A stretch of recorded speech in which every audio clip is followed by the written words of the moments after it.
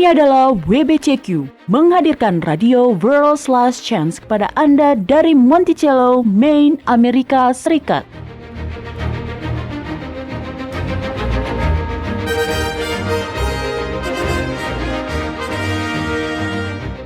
Kejahatan brutal, kerusuhan politik, ketidakstabilan keuangan, semuanya mengarah pada sebuah krisis yang akan datang, krisis yang belum pernah terjadi sebelumnya.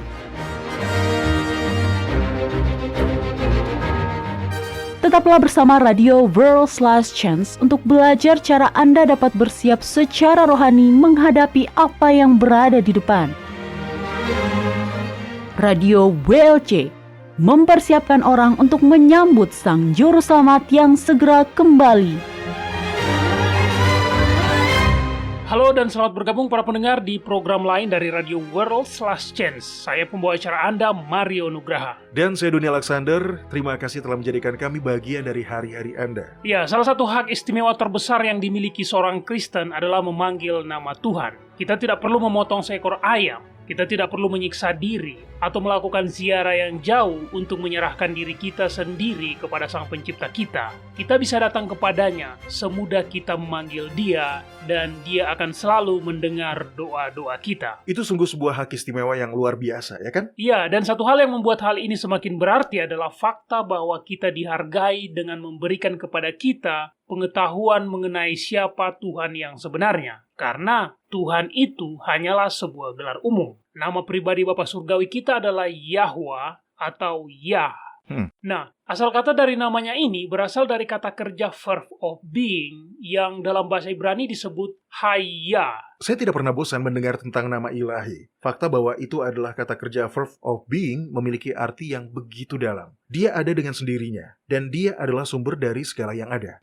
Namanya cocok dan sesuai dengan semua verb of being yang ada, misalnya am, is, are, was, were. Dan itu semua benar-benar berlaku untuknya. Jadi itu berarti dia ada di dalam segala ruang dan waktu untuk kita. Sangat indah. Itu sungguh menginspirasi iman. Terutama ketika Anda melakukan studi kata dan menemukan bahwa kata haya adalah kata yang digunakan dalam penciptaan dunia. Dalam bahasa Indonesia tertulis, jadilah terang, maka terang itu jadi. Di dalam bahasa Ibrani tertulis, terang haya. Terang haya. Oh, kata yang sama ini digunakan 2 kali? Ya, versi bahasa Indonesianya akan seperti ini. Terang jadi, terang jadi. Dalam bahasa Ibrani, terang haya, terang haya. Ini kuat, karena haya adalah akar kata dari nama Sang Pencipta itu sendiri. Dan itulah mengapa orang-orang percaya diperintahkan untuk memanggil namanya. Karena jika Anda menggabungkan kata haya ini dengan kebutuhan Anda, maka itu akan berubah menjadi sebuah janji yang kuat yang dapat Anda klaim. Benar, saya sangat menyukainya. Nah, para pendengar, nama Sang Juru Selamat menggunakan nama Bapa di dalamnya. Ya. Nama Sang Juru Selamat adalah Yahushua, yang merupakan sebuah pernyataan mengenai siapa dirinya. Dia adalah keselamatan dari Yahwa. Itulah arti dari nama Yahushua. Oke Mario, tadi Anda menyebutkan Minggu Penciptaan dan itulah yang ingin saya bicarakan hari ini. Oke. Penciptaan versus evolusi. Jadi, Mario, saya ingin bertanya, apakah Anda percaya pada penciptaan? Atau apakah Anda seorang evolusionis? Ya, tentu saja saya percaya pada penciptaan, Doni. Saya seorang Kristen, saya seorang kreasionis. Oke, tapi terus terang, kita tidak bisa mengatakan bahwa semua orang Kristen sudah pasti menjadi seorang kreasionis. Banyak orang yang mengaku Kristen yang juga percaya pada evolusi. Faktanya, ada seorang ahli matematika dan astronom Belgia yang mengajukan apa yang dia sebut sebagai hipotesis atom purba. Hipotesis atom purba? Iya, istilah itu lebih dikenal dengan sebutan teori Big Bang. Oke. Nah, dia adalah seorang profesor fisika. Namun, dia juga adalah seorang pendeta Katolik Roma. Jadi, iya, ada orang Kristen yang percaya pada evolusi. Bagaimana dengan Anda, Mario? Tentu tidak. Baik, mengapa Anda tidak mendefinisikan apa yang Anda maksud dengan kreasionis versus evolusionis? Karena jika ditanya, apakah saya yakin bahwa kita berasal dari kubangan lumpur purba, maka jawaban saya adalah jelas tidak. Tapi jika saya ditanya, apakah saya percaya bahwa beberapa spesies telah berubah dan beradaptasi selama ribuan tahun, maka jawaban saya adalah tentu. Jadi, bagaimana Anda mendefinisikan istilah ini, Doni? Seorang kreasionis adalah seorang yang percaya bahwa alam semesta dan segala isinya diciptakan oleh kuasa Yahwa melalui firman-Nya yang Dia perkatakan. Sedangkan seorang evolusionis adalah seseorang yang percaya bahwa kehidupan di bumi muncul melalui perkembangan tahap demi tahap secara progresif dalam kurun waktu miliaran tahun. Baiklah, saya adalah seorang kreasionis. Tidak diragukan lagi. Kitab suci menjelaskan dengan sangat jelas bagaimana dunia diciptakan. Kitab Mazmur pasal 33 mengatakan, oleh firman Yahwa langit telah dijadikan, oleh nafas dari mulutnya segala tentaranya. Sebab dia berfirman, maka semuanya jadi. Dia memberi perintah, maka semuanya ada. Itulah yang diajarkan Alkitab. Ya. Dan itulah yang saya percayai. Apakah Anda akan memberitahu saya bahwa ada monyet dalam silsilah keluarga Anda, Doni? Sebenarnya... Oke. Saya juga seorang kreasionis, Mario. Dengan alasan yang sama dengan Anda. Namun banyak orang yang tersandung dalam hal ini. Mereka mungkin mengklaim sebagai kreasionis dalam pengertian yang sempit. Mereka bahkan mungkin mempercayainya. Tetapi jika menyangkut kehidupan rohani mereka akan berbalik menjadi seorang evolusionis. Saya belum paham. Maksud Anda apa? Bagaimana bisa, Doni? Baiklah, mari kita lihat ke belakang. Tolong buka kitab Roma pasal pertama. Di sini Paulus menjelaskan bahwa ketika dunia diciptakan, Yahwa dengan sengaja merancang ciptaannya sedemikian rupa, sehingga ciptaan itu mengandung kebenaran rohani yang dalam. Apakah Anda sudah mendapatkannya, Mario? Baiklah, baca di ayat 20. Oke, kitab Roma pasal 1 ayat 20 mengatakan, sebab apa yang tidak nampak daripadanya, yaitu kekuatannya yang kekal dan ketuhanannya, dapat terlihat dalam karyanya sejak dunia diciptakan, sehingga mereka tidak dapat berdalih. Nah, Doni, ini adalah terjemahan langsung dari King James Bible. Jadi sebelum Anda melanjutkan, saya ingin bertanya, apa pendapat Anda tentang penggunaan kata ketuhanan di sini? Para pendengar, bagi Anda yang sudah sering mendengarkan siaran kami, Anda tahu bahwa di World's Last Chance, kami tahu bahwa kitab suci tidak mengajarkan ketuhanan 3 dalam 1.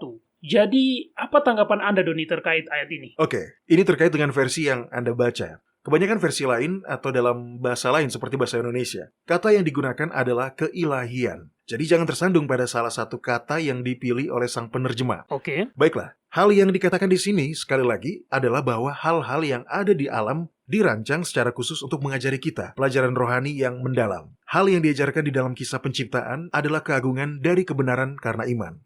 Bagaimana Anda mengaitkan itu, Doni? Kitab Kejadian pasal 1, ayat 1 dan 2. Apa yang dikatakan di situ, Mario? Pada mulanya Elohim menciptakan langit dan bumi. Ayat 2. Bumi belum berbentuk dan kosong, gelap gulita menutupi samudera raya. Nah, ilustrasi sempurna dari pikiran dan jiwa orang-orang berdosa adalah seperti itu. Kitab Yeremia pasal 17 ayat 9 berkata, betapa liciknya hati, lebih licik daripada segala sesuatu. Hatinya sudah membatu. Siapakah yang dapat mengetahuinya? Benar. Pikiran dan jiwa kita sedang kegelapan. Tapi kemudian Yahwa mengutus anaknya Yahuswa. Terang yang bersinar di dalam kegelapan. Ya, tepat. Yahuswa adalah firman Yahwa. Pada masa penciptaan, firman yang diucapkan Yahwa menyinari dunia. Firman yang sama itu, jika diterima dengan iman, akan menerangi hati manusia. Dan begitulah cara kita diciptakan kembali menjadi serupa dengan gambar ilahi. Sang pencipta adalah pencipta ulang kita. Ya, benar. Nah, sekarang izinkan saya menanyakan sesuatu yang penting. Oke. Ini bukan pertanyaan jebakan, tapi ini penting. Oke, pada minggu penciptaan ketika Yahwa berfirman, jadilah terang, terang haya. Kapankah terang itu muncul? Segera pada saat itu. Bukan 12 jam kemudian. Anda tahu, Mario, ada orang yang percaya bahwa sebuah hari dalam Alkitab dimulai saat matahari terbenam. Ya, saya tahu itu. Padahal kitab suci sebenarnya mengungkapkan bahwa sebuah hari dimulai saat fajar. Oke, jadi ketika Yahwa berkata jadilah terang, apakah cahaya itu muncul 5 menit kemudian? Atau 1 menit kemudian? Kapan, Mario? Saya tidak pernah benar-benar memikirkannya, tetapi terus terang Alkitab berkata, cahaya muncul tepat setelah dia memperkatakan firman itu, Doni. Iya, karena jika Anda mengatakan bahwa cahaya muncul semenit kemudian, Anda adalah seorang evolusionis. Anda percaya bahwa dunia diciptakan melalui proses yang panjang, bukan dengan firman Yahwa. Jujur, saya belum pernah benar-benar memikirkannya seperti itu, tetapi saya dapat memahami maksud Anda. Sekarang mari kita terapkan itu pada kehidupan rohani kita. Teori evolusi menyerang tepat ke inti salah satu kebenaran yang paling kuat dan mengilhami iman dalam Alkitab. Dan itu adalah, apapun yang difirmankan Yahwa, maka jadilah seperti itu. Langsung. Pada saat itu juga. Nah, Mario tolong buka kitab Matius pasal 8. Oke. Ini adalah kisah salah satu mujizat Yahuswa, dan mujizat ini menggambarkan hal yang kita bicarakan ini dengan sempurna. Ingat, Yahuswa datang untuk mengungkapkan Bapa. Benar. Bapa bekerja melalui Yahuswa. Jadi apa yang Yahusua lakukan dan katakan adalah hal yang sama yang akan dilakukan dan dikatakan Bapa jika dia menjadi manusia. Apakah Anda sudah mendapatkannya, Mario? Iya. Silakan baca di ayat 1-3 dari kitab Matius pasal 8. Setelah Yahusua turun dari bukit, orang banyak berbondong-bondong mengikuti dia. Maka datanglah seorang yang sakit kusta kepadanya, lalu sujud menyembah dia dan berkata, "Tuan, jika Tuan mau, Tuan dapat mentahirkan aku." Lalu Yahusua mengulurkan tangannya, menjamah orang itu dan berkata, "Aku mau, jadilah engkau tahir." Seketika itu juga, tahirlah orang itu daripada kustanya. Kapan penyakit kustanya ditahirkan? Langsung, pada saat itu juga. Ya. Oh ya, Anda tahu saya pernah mendengar khotbah tentang ini, Doni. Pengkhotbah ini membahas beberapa detail yang cukup menjijikan. Dia menggambarkan jari-jari sang juru selamat melengket pada daging yang membusuk. Itu menjijikan. Namun, tidak seperti itu yang terjadi, ya kan? Ya. Ayat 2 mengatakan, Yahusua menjamah orang itu dan berkata. Itu berarti, dia menyentuh si penderita kusta sambil berkata, "Jadilah engkau tahir." Saya dapat membayangkan dia melangkah maju dan mengulurkan tangan sambil berkata, "Aku mau." Dan kemudian saat dia berkata, "Jadilah engkau tahir," Yahusua menyentuhnya. Tetapi dia tidak menyentuh seorang penderita kusta, ya kan? Ya. Kata-katanya, kata-kata penuh kuasa yang dia terima dari Yahwa langsung mentahirkan penderita kusta itu. Anda benar, Mario. Dan inilah poin lainnya. Menyentuh seorang penderita kusta adalah melanggar hukum Musa. Jika Yahusua telah menyentuh kulit yang berkusta, dia sendiri akan dinyatakan najis. Dia harus melalui ritual penyucian yang panjang dan diinspeksi oleh para imam. Dan Anda tahu mereka akan mengambil kesempatan untuk menyingkirkan Kristus hanya dengan menyatakan bahwa dia najis. Itu akan menjadi cara yang sangat sederhana untuk mengusirnya dari masyarakat dan menghancurkan pengaruhnya terhadap masyarakat. Tapi dia tidak menyentuh penderita kusta. Dia menyentuh seseorang yang telah disembuhkan secara instan oleh firman Yahwa. Sekarang... Tunggu sebentar. Oke. Saya tidak ingin terburu-buru melewati titik ini terlalu cepat, Doni. Pikiran saya mulai melompat dan mengaitkan penerapannya di dalam kehidupan rohani saya yang sungguh menarik. Tapi saya ingin sedikit meluangkan waktu mengenai firman Yahwa yang penuh kuasa. Kita sudah membahasnya sebelumnya, tapi menurut saya adalah pantas untuk membahasnya kembali bagi para pendengar kita yang baru mendengarkan siaran kita, Doni. Oke, coba buka kitab Yesaya pasal 55. Para pendengar, Mario benar. Firman yang Yahwa ucapkan membuat alam semesta menjadi ada. Salah satu cara kita mengacu pada Yahwa adalah dengan menyebut Dia, yang Maha Kuasa. Dan begitulah Dia. Benar. Nafasnya begitu kuat, begitu penuh dengan energi yang memberi kehidupan. Sehingga ketika Dia mengucapkan walaupun hanya sepatah kata saja, kata itu mengandung kekuatan untuk melakukan hal yang diucapkan. Itulah yang dikatakan dalam kitab Yesaya pasal 55.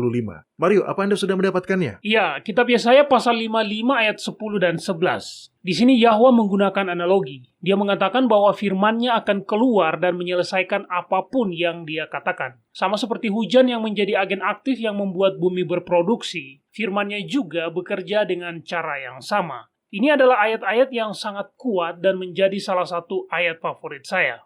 Dia mengatakan, sebab seperti hujan dan salju turun dari langit dan tidak kembali ke situ, melainkan mengairi bumi, membuatnya subur dan menumbuhkan tumbuh-tumbuhan, memberikan benih kepada penabur dan roti kepada yang mau makan, demikianlah firmanku yang keluar dari mulutku. Iya, firmanku tidak akan kembali kepadaku dengan sia-sia, tetapi ia, firmanku, akan melaksanakan apa yang ku kehendaki, dan ia, firmanku, akan berhasil dalam apa yang kusuruhkan padanya. Nah, kata nafas diterjemahkan ke dalam Alkitab modern kita sebagai roh.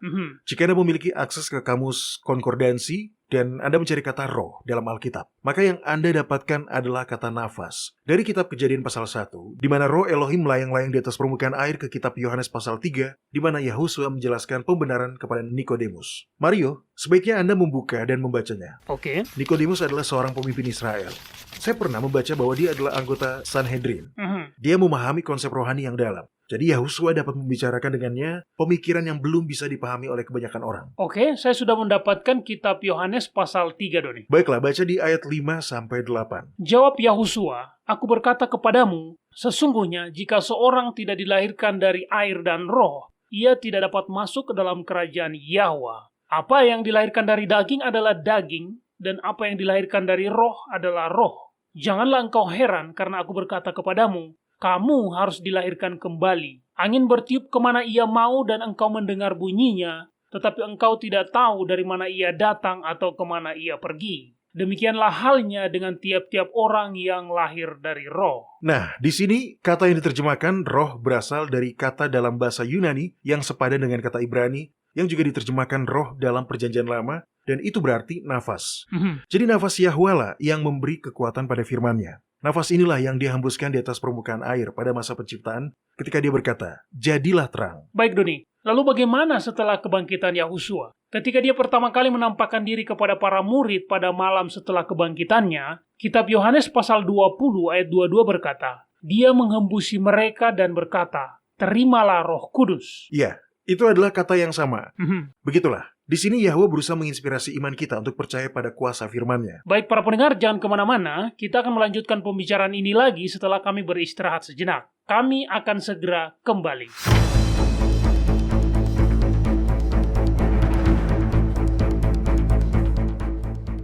Anda mendengarkan radio World's Last Chance di WBCQ yang mengudara pada gelombang 31 meter di frekuensi 9330 kHz. Radio World's Last Chance mempersiapkan orang untuk menyambut Sang Juru Selamat yang segera kembali.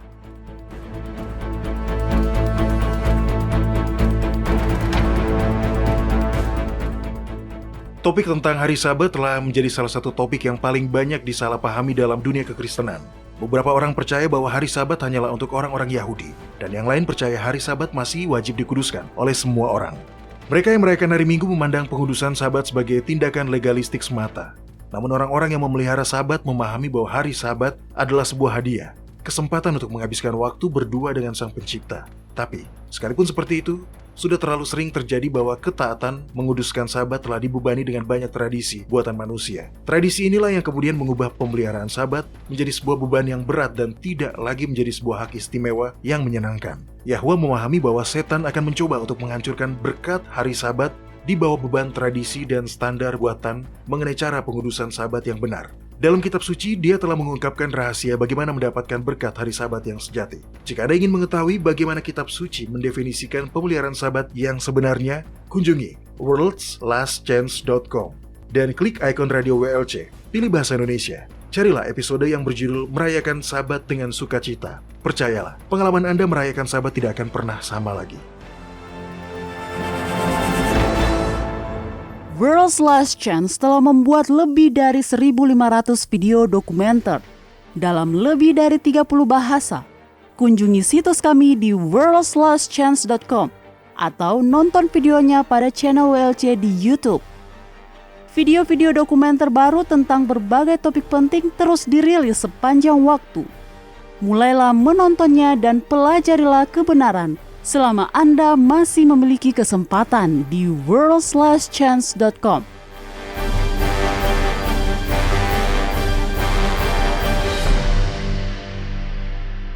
Baik, kembali ke hal yang kita bicarakan tadi. Sekali lagi, dalam semua ini, Yahwa berusaha untuk menginspirasi iman kita, untuk memahami bahwa apa yang dapat dia lakukan di dunia fisik juga dapat dia lakukan di dunia rohani. Nah, ini sesuatu yang sangat besar, karena begitulah cara kerja pembenaran oleh iman. Mario, mari kita lihat lagi kitab Yesaya pasal 55. Oke. Saya ingin Anda membacanya kembali. Tetapi kali ini mari kita mulai dari ayat 6. Perhatikan. Tujuan Yahwa menjelaskan bahwa firman-Nya itu mengandung kuasa adalah untuk mengilhami iman dalam diri orang-orang berdosa. Silakan Mario. Carilah Yahwa selama dia berkenan ditemui, berserulah kepadanya selama ia dekat. Baiklah orang fasik meninggalkan jalannya dan orang jahat meninggalkan rancangannya. Baiklah dia kembali kepada Yahwa, maka Yahwa akan mengasihaninya, dan kepada Elohim kita, sebab dia memberi pengampunan dengan limpahnya. Ini adalah konteks di mana kita diberitahu bahwa firman Yahwa memiliki kuasa untuk melakukan apa yang dikatakannya. Seperti yang dinyatakan oleh saksi yang setia di dalam kitab Wahyu pasal 3, bahwa kita ini melarat dan malang, miskin, buta dan telanjang.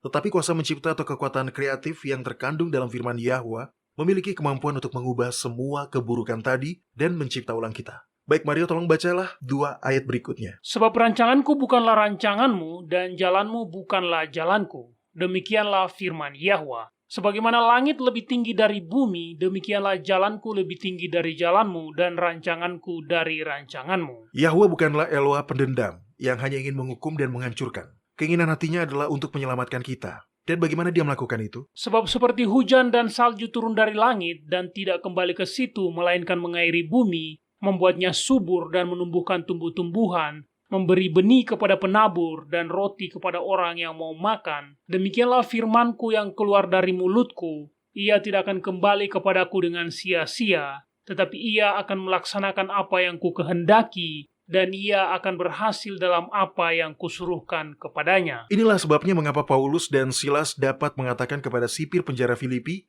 percayalah kepada Kristus, yaitu Tuhan Yahuswa, dan kamu akan diselamatkan.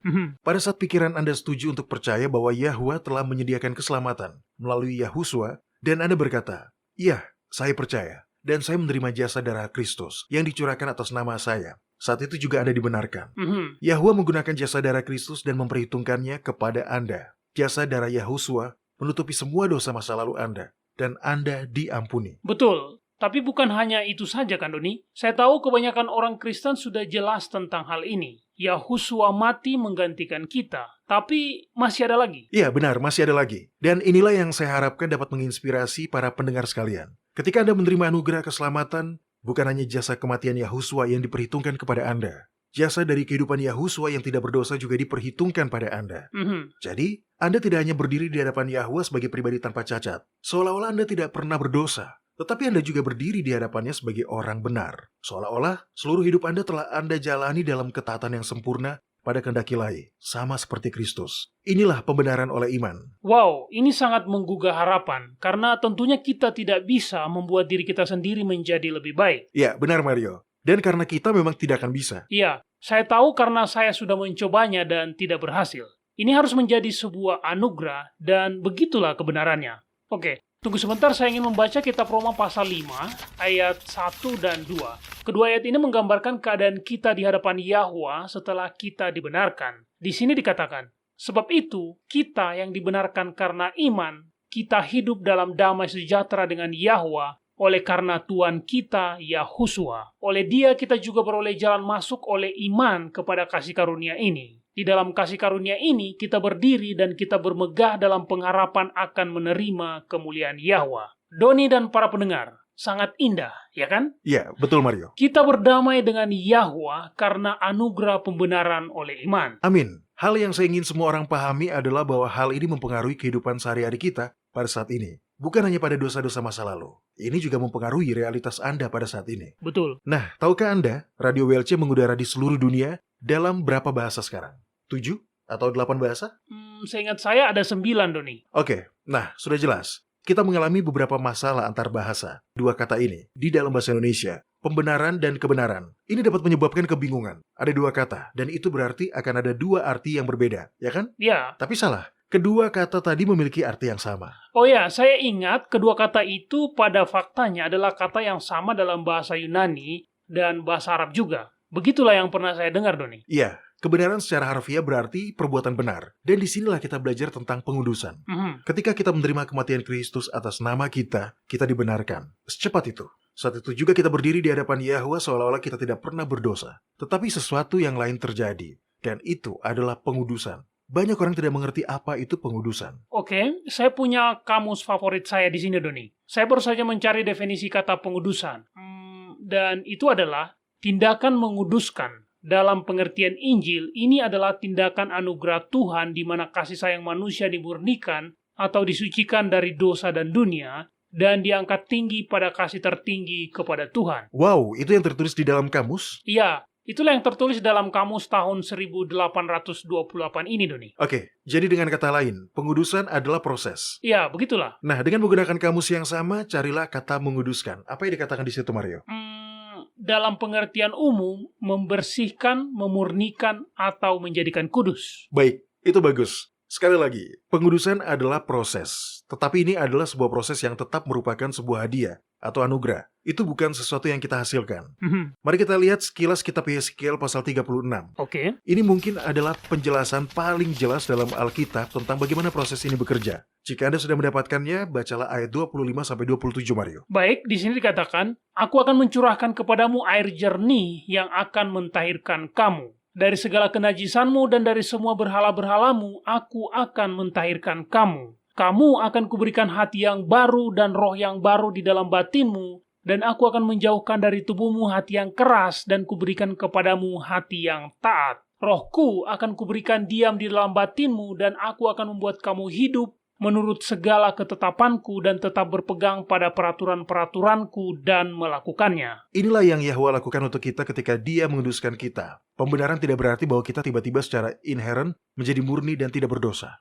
Pembenaran berarti bahwa Dia menyatakan kita benar. Dia menerima kita seolah-olah kita benar. Dan kemudian Dia memulai proses untuk memurnikan dan mencipta ulang kita. Nah, itulah pengudusan. Itulah keindahan sesungguhnya dari pembenaran. Kita tidak harus menunggu sampai kita tidak berdosa dan suci untuk dinyatakan benar. Tidak, itu adalah anugerah Yahwa untuk kita. Tapi disinilah orang-orang menjadi bingung. Sangat mudah untuk tergelincir ke dalam mentalitas keselamatan karena perbuatan. Bahkan tanpa kita menyadarinya. Jadi izinkan saya bertanya, kapan Anda dinyatakan benar? Apa ketika Anda akhirnya berhenti merokok? Tidak. Ketika Anda berhenti menonton film porno? Tidak. Atau ketika Anda berhenti kehilangan kesabaran? Tidak. Kita dinyatakan benar saat kita menerima pengorbanan Yahuswa atas nama kita. Itu adalah pembenaran oleh iman. Itu adalah kebenaran atau perbuatan benar oleh iman. Ya, saya setuju dengan Anda, Mario. Tetapi ruang di mana setan mengecilkan hati banyak orang adalah melalui gagasan bahwa Anda, pada kenyataannya, tidak dibenarkan sampai Anda berhenti berbuat dosa. Atau sampai Anda mulai melakukan ini, itu, atau yang lainnya. Oh ya, Mario, apakah kamu ingat apa yang kita sudah bicarakan tentang firman Yahwa yang memiliki kuasa untuk melakukan apa yang dikatakannya? Ya, terpujilah Yahwa, karena jika itu bukan sebuah anugerah, maka kita semua akan tersesat. Ya, benar. Nah, mari kita terapkan itu dalam perjalanan kekristenan kita. Beginilah cara setan memikat orang kembali pada mentalitas keselamatan karena perbuatan. Dan dengan begitu mereka kehilangan iman. Begini, jika Anda percaya bahwa pembenaran oleh iman adalah langkah awal Anda dalam perjalanan kekristenan, tetapi langkah selanjutnya untuk menyelesaikan tugas menjadi bergantung pada Anda melalui ibadah harian, maka itu adalah bentuk keselamatan karena perbuatan, bukan karena iman. Nah, itu karena tentunya kita harus bekerja sama dengan Dia. Ya kan, Doni? Ya, tentu saja. Yahwa tidak akan pernah memaksakan keinginan kita. Kita harus bekerja sama dengan Dia. Disinilah kita menjalankan keinginan kita, bukan dengan melakukan pekerjaan benar dalam tanda kutip. Misalnya, seorang ibu yang anaknya sakit. Dia telah berjuang sepanjang malam mengurusi anaknya yang muntah di mana-mana, dan dia masih harus pergi bekerja keesokan harinya. Nah, di sini, dia tidak akan dianggap kurang benar hanya karena dia terlambat bangun sehingga dia melewatkan ibadah pagi. Benar, saya bahkan memperhatikan bahwa Yahwa lebih memahami kelemahan kita daripada kita sendiri. Iya, dan cara lain setan menyerang iman seseorang adalah dengan memberinya kesan bahwa mempertahankan kondisi pembenaran itu melalui penolakan godaan akan bergantung padanya. Oh ya, saya pernah jatuh dalam jebakan itu sebelumnya. Kita semua memiliki kelemahan di mana iblis telah membawa kita ke dalam dosa berulang kali, lagi dan lagi. Sangat mudah untuk berpikir bahwa saya perlu entah bagaimana membuktikan pertobatan saya dan bahwa saya berhak untuk dibenarkan karena telah menahan godaan. Nah, yang menjadi persoalan dalam pola pikir seperti ini adalah ketika saya berpikir seperti itu, saya kemudian mencoba melawan dengan kekuatan saya sendiri. Dan tentu saja, saya mungkin bertahan 1 atau 2 kali, bahkan belasan kali. Tetapi cepat atau lambat, iblis akan datang ketika saya berada dalam kondisi terlemah saya. Mungkin ketika saya lelah, atau stres karena pekerjaan, atau apapun itu. Saya pada akhirnya akan selalu jatuh jika saya menahan godaan dengan kekuatan saya sendiri. Iya, benar Mario. Dan kemudian, tentu saja, setan membuat kita berada tepat di tempat yang dia inginkan. Dan kita mulai mempertanyakan apakah kita benar-benar telah dibenarkan atau tidak. Iman kita tergelincir sehingga setan menjadi lebih mudah untuk membuat kita berbuat dosa lagi. Ya, dan berdasarkan dari pengalaman saya sendiri, saya pikir disinilah pintu masuk dari mentalitas dibenarkan karena perbuatan. Kita mungkin tidak secara sadar memikirkannya, tetapi mudah untuk menyelinap ke dalam pola pikir seperti ini, di mana dalam upaya untuk bekerja sama dengan Yahwa untuk memurnikan hidup kita, kita tampil dengan daftar panjang mengenai perbuatan yang boleh dan tidak boleh kita lakukan. Yeah. Dan jika kita tidak mematuhi daftar itu, maka kita akan berpikir bahwa kita tidak lagi dibenarkan. Jika kita menggunakan ilustrasi kita di awal tadi, maka hal itu menjadikan pembenaran sebagai proses evolusi, di mana seharusnya itu adalah proses dari kuasa kreatif. Tapi ketika Yahwa menyatakan kita benar, dia mengekspresikan nafas yang sama, sumber kuasa kreatif yang sama, yang membuat alam semesta menjadi ada. Benar. Mario, dan Anda para pendengar sekalian, begitu Anda menerima anugerah keselamatan karena iman, maka Anda dibenarkan dan berdiri di hadapan Yahwa seolah-olah Anda tidak pernah berdosa. iman kita perlu memahami kenyataan ini. Benar. Anda ingat cerita tentang perwira Romawi itu, Doni? Ya, Dia memiliki seorang hamba yang sakit dan dia kemudian meminta Yahosua untuk menyembuhkannya. Kisah itu diceritakan dalam kitab Matius pasal 8. Ketika perwira itu meminta Kristus untuk menyembuhkan hambanya, Yahosua dengan murah hati seperti biasanya berkata, "Tentu, aku akan datang menyembuhkannya." Nah, tanggapan dari perwira itu sangat menginspirasi. Dia berkata, "Terima kasih, tapi Anda tidak perlu melakukan itu. Berkatalah saja, ucapkanlah sepatah kata saja, maka dia akan sembuh." ya benar. Dan Yahosua menyatakan bahwa itulah iman. Dan iman seperti itu belum pernah saya jumpai di tempat ini. Terima kasih telah menceritakan kisah itu, Mario. Anda benar. Dia memiliki keyakinan bahwa firman Yahwa cukup untuk menyembuhkan hambanya. Dan itulah yang Yahwa ingin kita pahami juga. Ketika dia menyatakan Anda benar, maka pada saat itu Anda sudah benar. Betul. Tentu, kita masih akan membuat kesalahan. Kita masih akan tersandung dan bahkan jatuh. Tetapi melalui proses pengudusan yang dimulai pada saat pembenaran, dosa akan menjadi sesuatu yang kita benci. Iya, itulah waktu di mana Yahwa menuliskan hukumnya di hati kita. Nah, Doni dan para pendengar, kisah lain yang saya senangi yang juga menunjukkan hal ini ditemukan dalam kitab Matius pasal 9. Pada waktu itu mereka membawa seorang yang lumpuh kepada Yahosua. Ya, Saya menyukai kata-kata manis sang juru selamat. Dia berkata, "Bersukacitalah hai anakku, dosamu sudah diampuni." Jadi, Doni dan para pendengar, ya, perhatikanlah, dosa-dosa Anda sudah diampuni. Dia tidak berkata, dosa-dosa Anda akan diampuni begitu Anda berhasil menahan godaan. Tidak, sebaliknya dikatakan, sudah diampuni. ya. Itu sama dengan seorang perempuan yang tertangkap basah melakukan perzinahan. Yahosua berkata kepadanya, "Aku pun tidak menghukum engkau. Pergilah dan jangan berbuat dosa lagi, mulai dari sekarang." Dan ingat, kuasa untuk mematuhi perintah itu sudah terkandung di dalam perintah itu sendiri. Saya suka itu, Doni. Karena seperti yang baru saja Anda katakan, begitu kita dibenarkan, dosa akan menjadi sesuatu yang kita benci. Kita tidak ingin berpartisipasi lagi dalam hal apapun yang tidak menghormati Yahwa. Ya, benar. Dan kekuatan atau kuasa yang terkandung dalam perintah Yahwalah yang memberi kita kekuatan untuk melakukan itu. Benar. Nah, kita hampir kehabisan waktu, tapi mari kita lihat kitab Yohanes pasal 1. Mari tolong bacakan ayat 12 dan 13. Tetapi semua orang yang menerimanya diberinya kuasa supaya menjadi anak-anak Yahwa, yaitu mereka yang percaya dalam namanya. Orang-orang yang diperanakan bukan dari darah atau dari daging, bukan pula secara jasmani oleh keinginan seorang laki-laki, melainkan dari Yahwa. Kita tidak dibenarkan atau dikuduskan oleh karena ketekunan kita sendiri. Ya, benar bahwa kita harus menggunakan kehendak bebas kita untuk memilih keselamatan, karena Yahwa tidak akan pernah memaksakan kehendak kita. Tapi keselamatan pertama dan terakhir akan selalu merupakan sebuah anugerah. Transformasi kita yang akan menjadi sempurna pada saat kita dimuliakan ketika Yahosua kembali adalah juga merupakan anugerah Yahwa, karena dia telah menulis hukumnya di hati kita. Benar. Nah, sebelum kita benar-benar kehabisan waktu, tolong buka dengan cepat kitab Efesus pasal 2, Mario. Oke. Di situ ada penjelasan yang sangat jelas tentang proses pengudusan yang dimulai pada saat pembenaran. Kitab Efesus pasal 2 ayat 1-10. Kamu dahulu sudah mati karena pelanggaran-pelanggaran dan dosa-dosamu. Kamu hidup di dalamnya karena kamu mengikuti jalan dunia ini, karena kamu mentaati penguasa kerajaan angkasa, yaitu roh yang sekarang sedang bekerja di antara orang-orang durhaka. Sebenarnya dahulu kami semua juga terhitung di antara mereka, ketika kami hidup di dalam hawa nafsu daging dan menuruti kehendak daging dan pikiran kami yang jahat.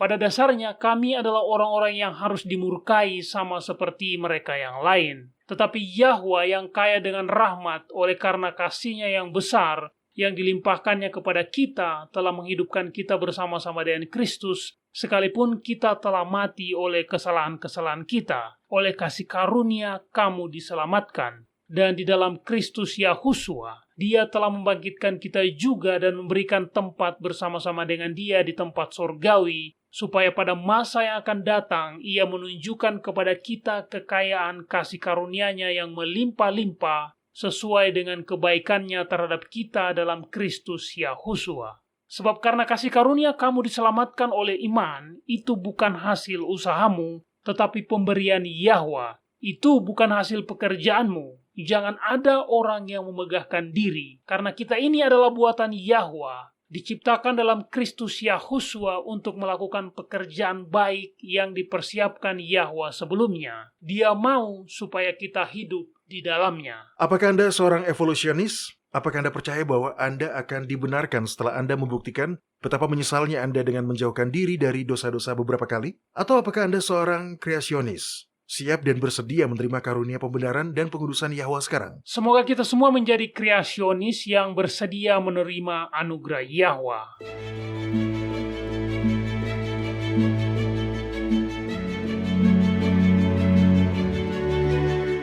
Anda mendengarkan radio World's Last Chance di WBCQ yang mengudara pada gelombang 31 meter di frekuensi 9330 kHz.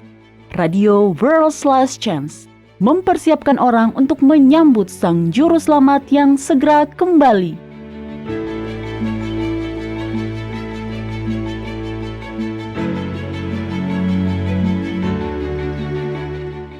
Paus Fransiskus membuat sejarah pada tahun 2013 ketika dia menjadi anggota Serikat Yesuit pertama yang terpilih untuk menduduki tahta Petrus. Jauh sebelumnya, ada semacam aturan tak tertulis bahwa anggota Serikat Yesuit tidak boleh menduduki posisi tertinggi dalam pemerintahan gereja. Bahkan pada faktanya, pada tahun 1767, Paus Clement XIV sebenarnya menekan Serikat Yesuit karena dia khawatir serikat ini akan menjadi terlalu kuat. Jadi, adakah yang membedakan Serikat Yesuit yang ada saat ini? Jika Paus adalah anggota dari Serikat Yesuit dan dia memang benar-benar adalah anggotanya, apakah Anda tahu apa yang diyakini oleh serikat ini? Apa artinya secara agama dan politik? Jika seorang pimpinan gereja Katolik Roma adalah seorang anggota dari Serikat Yesuit, Anda perlu mengetahuinya, karena ini adalah sebuah gerakan yang tidak biasa. Kunjungi situs web kami di worldslastchance.com dan pelajarilah semua hal tentang Serikat Yesuit, apa yang mereka percayai, apa yang mereka lakukan, dan apa peran mereka dalam peristiwa-peristiwa di akhir zaman ini. Kunjungilah kami hari ini di worldslastchance.com.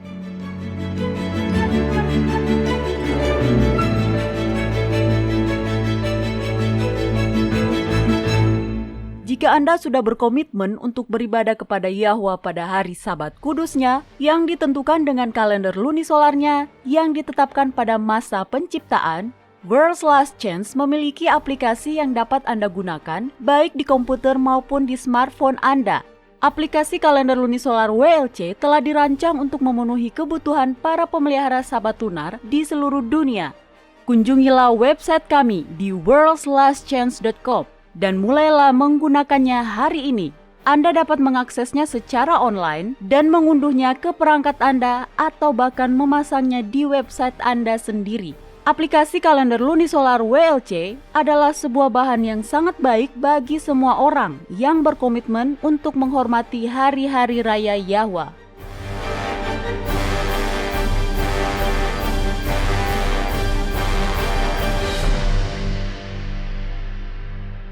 Oke, Doni dan para pendengar, kita mendapatkan sebuah pertanyaan menarik yang dikirimkan ke kotak surat harian kita pada hari ini.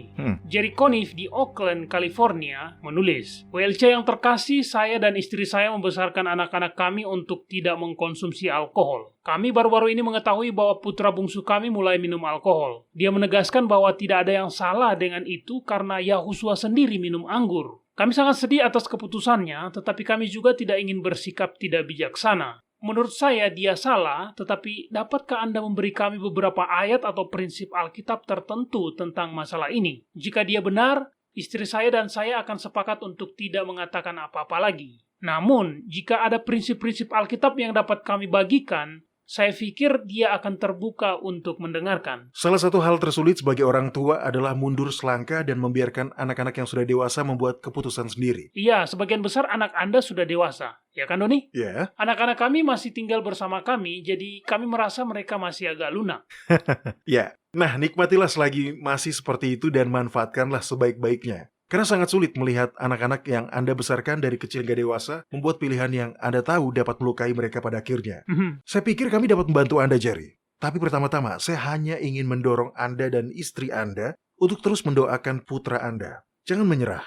Banyak anak muda yang bereksperimen. Tapi kemudian mereka akan kembali ke standar dan prinsip yang mereka gunakan pada saat mereka dibesarkan. Benar. Kitab Amsal pasal 22 berjanji, didiklah anak-anak muda menurut jalan yang patut baginya. Maka pada masa tuanya pun, ia tidak akan menyimpang daripada jalan itu. Itu benar. Saya adalah salah satu dari anak-anak liar itu pada saat remaja dan bahkan sampai usia 20-an. Istri saya juga. Tapi saya akan memberitahu Anda, begitu kami memiliki anak pertama, banyak hal yang berubah. Kesadaran bahwa Anda bertanggung jawab pada si kecil ini terlepas dari apakah Anda mengajar yang benar atau yang salah, membuat kami menjadi lebih menahan diri. Itu sering terjadi. Jadi teruskanlah berdoa, Jerry. Doa orang tua sangat berharga bagi Yahwa.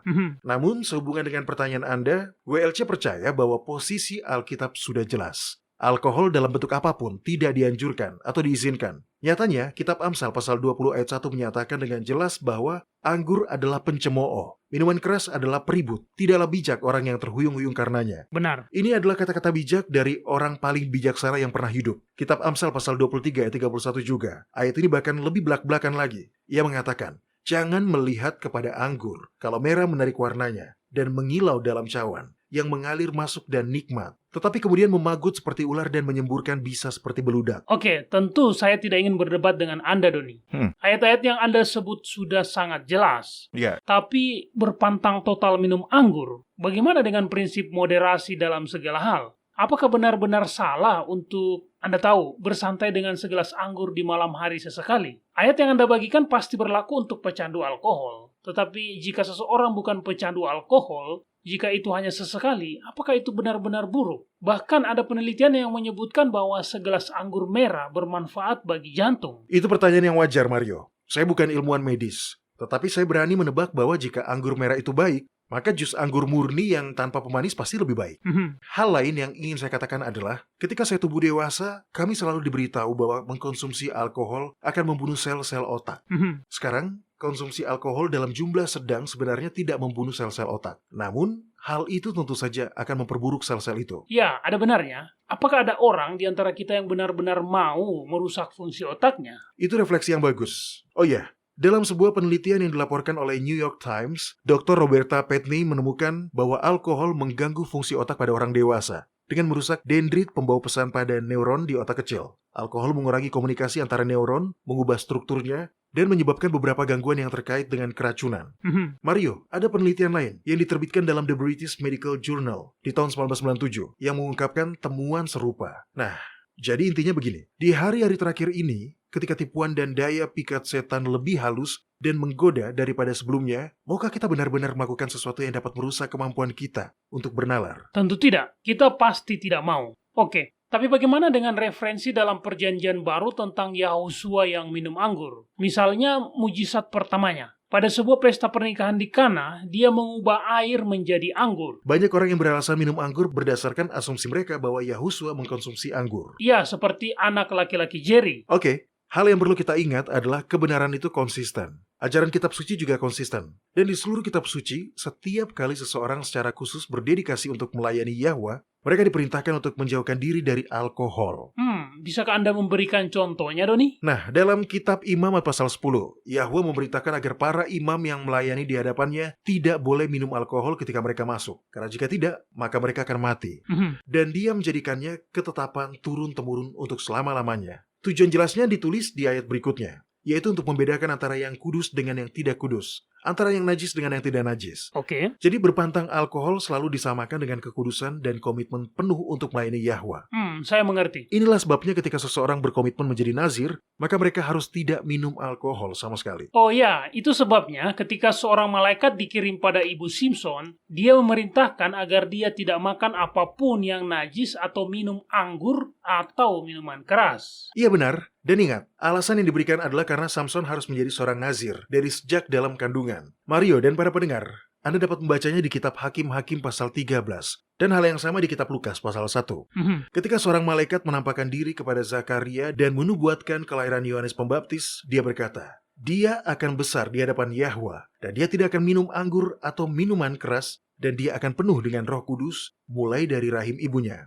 Sekarang, jika pembuka jalan Sang Mesias adalah seorang nazir, dan seorang nazir akan sepenuhnya kudus bagi Yahwa, maka adalah logis jika kita mengatakan bahwa Sang Juru Selamat sendiri pun demikian. Benar. Dan kita dapat membuktikannya dari dalam kitab suci. Oke Mario, tolong buka kitab Matius pasal 2 ayat 23. Baiklah, ayat ini berbicara tentang Yusuf ketika dia kembali dari Mesir. Di sini dikatakan, setibanya di sana, ia pun tinggal di sebuah kota yang bernama Nazaret. Hal itu terjadi supaya genaplah firman yang disampaikan oleh nabi-nabi, bahwa ia, Yahosua, akan disebut orang Nazaret. Penulis kitab Matius menyadari pentingnya Yahosua berasal dari desa Nazaret. Ejaan bahasa Yunani untuk kata Nazaret dapat menjadi salah satu dari dua hal ini. Pertama, Matius bisa saja sedang bermain kata, di mana dia mengacu pada kitab Yesaya pasal 1 ayat 11, di mana Sang Mesias dinubuatkan sebagai ranting. Benar. Atau yang kedua, dengan sedikit variasi ejaan, Matius bisa dengan jelas merujuk pada Nazir, istilah yang sama yang digunakan pada mereka yang berkomitmen khusus kepada Yahwa, yang tidak minum alkohol dan tidak makan daging yang haram.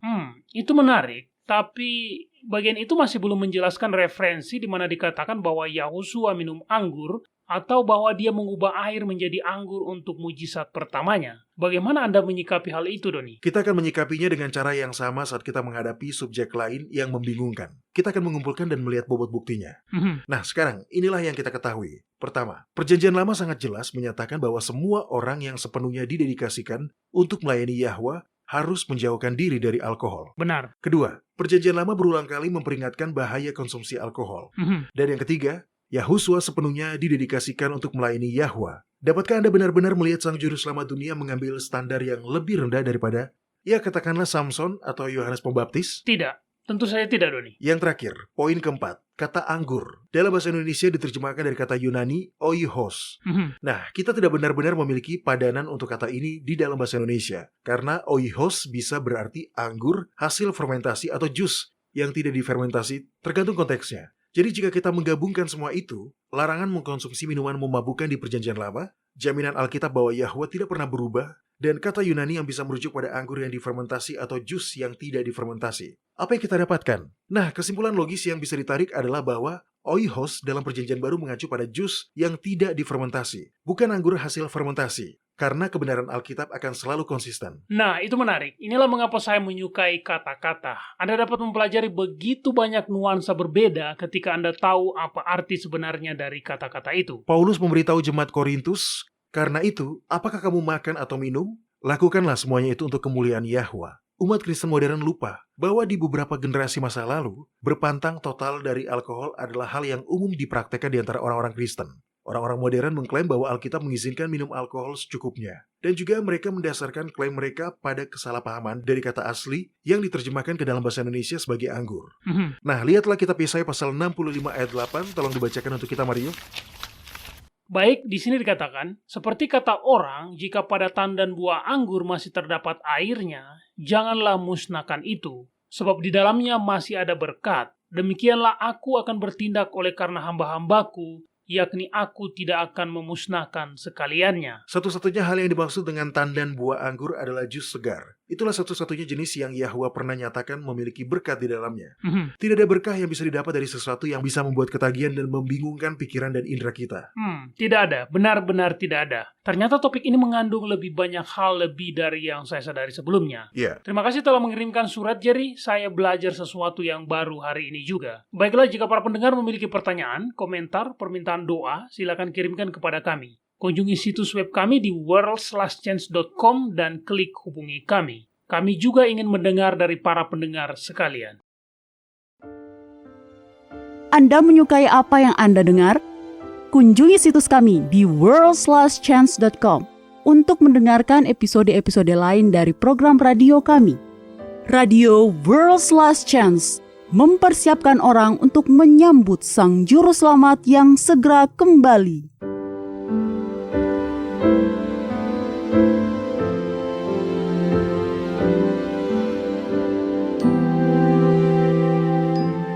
Ini adalah janji harian Anda dari firman Yahwa. Joyce Frey dan suaminya memiliki rumah sewaan yang akan mereka jual.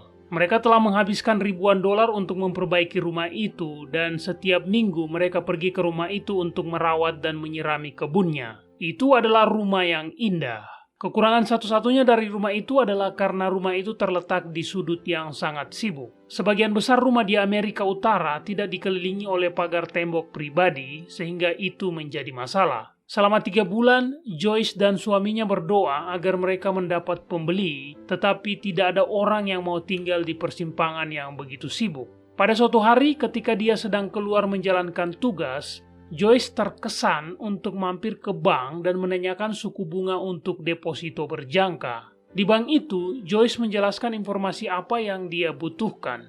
Teller bank kemudian mengantarnya ke ruangan manajer bank yang ternyata adalah seorang pemuda yang ramah.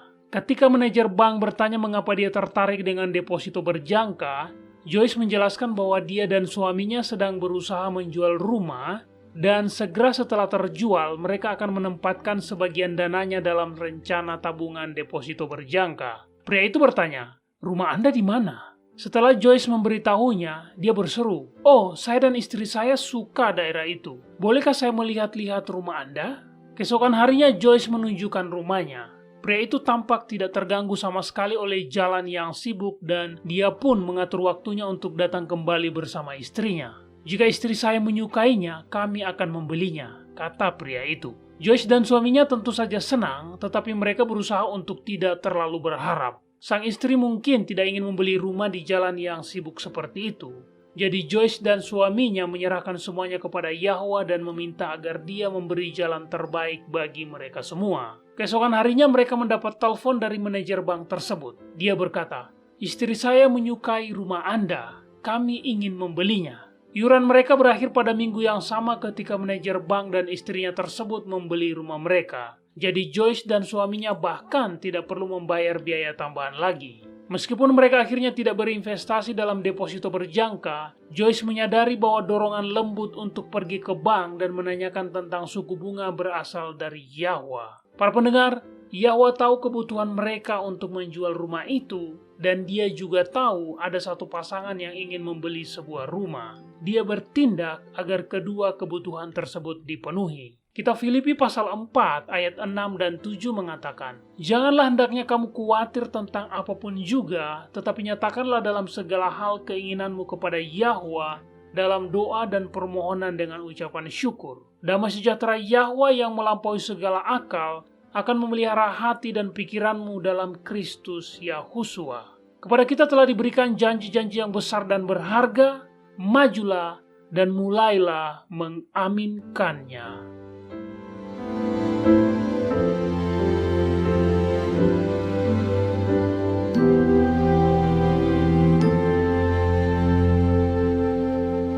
World's Last Chance berdedikasi untuk mempersiapkan orang menyambut Sang Juru Selamat yang segera kembali. Acara siaran radio harian kami tersedia dalam 7 bahasa berbeda dari seluruh dunia dan masih banyak bahasa-bahasa lain lagi yang akan mengudara.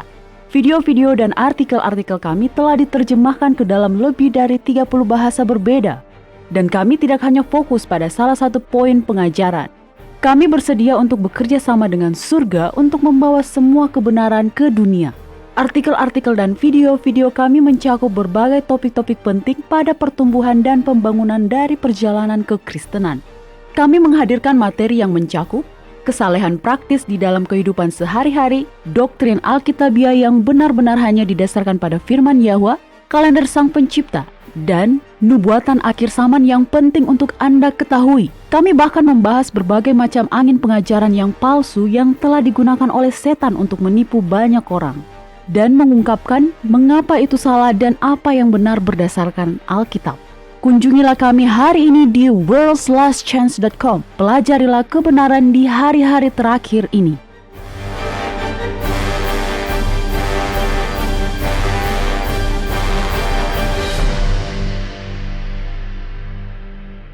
Oke, Doni dan para pendengar, semakin saya mempelajari topik tentang pembenaran oleh iman, semakin saya kagum pada kasih besar Yahwa, dan semakin saya melihat dalam hidup saya sendiri betapa banyak perjalanan rohani saya yang didasarkan pada mentalitas keselamatan karena perbuatan. Saya tidak menyadarinya, saya tidak bermaksud begitu, tapi itulah yang terjadi. Ya, saya juga demikian, Mario. Tetapi inilah, pesan pembenaran oleh iman inilah yang menjadi inti dari pesan Injil. Inilah kabar baik yang membuat para martir tetap setia. Kesadaran inilah yang memicu reformasi Protestan. Anda ingat Martin Luther dalam perjalanannya ke Roma?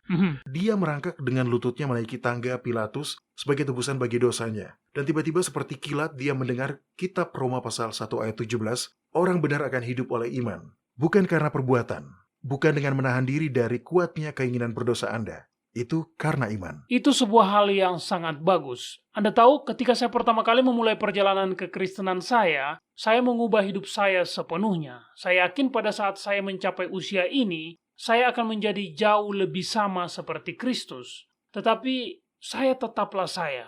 saya masih mewarisi dan mengembangkan kecenderungan untuk berbuat dosa. Iya, benar Mario. Kita masih tetap memiliki sifat yang telah jatuh. Iya, benar. Dan tidak ada yang bisa saya lakukan untuk mengubahnya. Tidak ada, selain memilih untuk menerima anugerah keselamatan. Izinkan Yahwa menyatakan Anda benar dan memperhitungkan jasa kematian dan kehidupan Yahusua pada diri Anda. Itulah yang Dia rindu lakukan pada kita semua. Nah, saya ingin menutup program kita hari ini dengan kitab 1 Yohanes pasal 3 ayat 1-2, di mana dikatakan, "Lihatlah, betapa besarnya kasih yang dikaruniakan Bapa kepada kita, sehingga kita disebut anak-anak Yahwa." Saudara-saudaraku yang kekasih, sekarang kita adalah anak-anak Yahwa, tetapi belum nyata apa keadaan kita kelak. Akan tetapi kita tahu bahwa apabila Dia menyatakan dirinya, kita akan menjadi sama seperti Dia. Sebab kita akan melihat Dia dalam keadaannya yang sebenarnya. Haleluya. Para pendengar, tidak ada yang bisa kita lakukan untuk mendapatkan pembenaran dan pengampunan, apalagi membuat diri kita menjadi kudus dengan usaha kita sendiri. Tapi pembenaran dan pengampunan itu tersedia sebagai sebuah anugerah. Anda tidak harus menunggu dan membuat diri Anda lebih baik terlebih dulu, sebelum Anda dinyatakan benar dan diberi kuasa untuk menjadi anak Yahwa. Dia bersedia melakukannya untuk Anda sekarang. Terimalah dengan iman dan Anda menjadi orang benar karena firman-Nya telah mengatakan demikian. Ya. Baik, bergabunglah dengan kami lagi besok. Sampai jumpa dan ingat, Yahwa mengasihi Anda Dan Dia aman untuk dipercaya.